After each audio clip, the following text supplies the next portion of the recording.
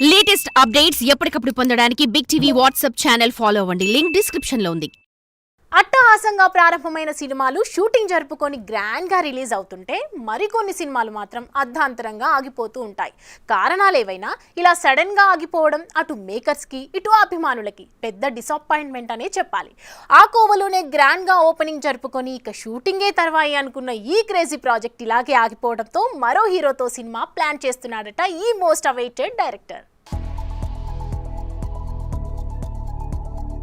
ప్రశాంత్ వర్మ హనుమాన్తో grand victory కొట్టిన ఈ క్రియేటర్తో మోక్షజ్ఞ డెబ్యూ ఉంటుందన్న వార్తలు వినిపించాయి. ఓపెనింగ్ కూడా చాలా గ్రాండ్ గానే జరిగింది. అయితే కథ కంప్లీట్ అవ్వలేదన్న కారణాలో లేక ప్రశాంత్ వర్మ ప్రస్తుతం చేస్తున్న ప్రాజెక్టు డీలే అవుతుందనో ఇలా కారణాలు ఏవైనా ఈ ప్రాజెక్ట్ అటకెక్కిందన్న వార్తలు ఇప్పుడు మీడియాలో జోరందుకున్నాయి. అయితే ఈ సినిమా సంగతి ఎటూ తేలకపోవడంతో ప్రశాంత్ వర్మ తన లైనప్ లో ప్రభాస్ సినిమాని తెచ్చాడని తెలుస్తోంది. గత కొంతకాలంగా ప్రభాస్ ప్రశాంత్ వర్మ కాంబోలో ఓ సినిమా వస్తుందని ప్రచారం జరిగింది. అయితే అవే నిజమన్నట్టుగా ఇప్పుడు మోక్షజ్ఞ సినిమా సైడ్ అయిపోవడంతో ప్రభాస్ సినిమా పనులు స్పీడప్ చేశాడట ఈ టాలెంటెడ్ డైరెక్టర్. జనవరిలో ఈ సినిమాకు సంబంధించిన అధికారిక ప్రకటన రాబోతుందని తెలుస్తోంది.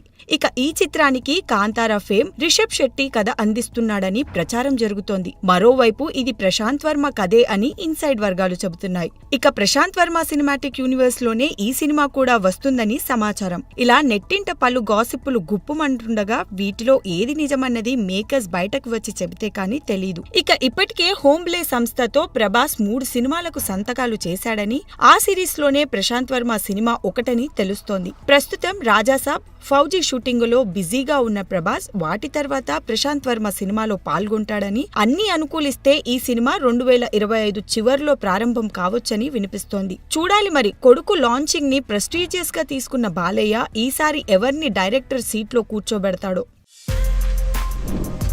For more videos like this, subscribe Big TV channel.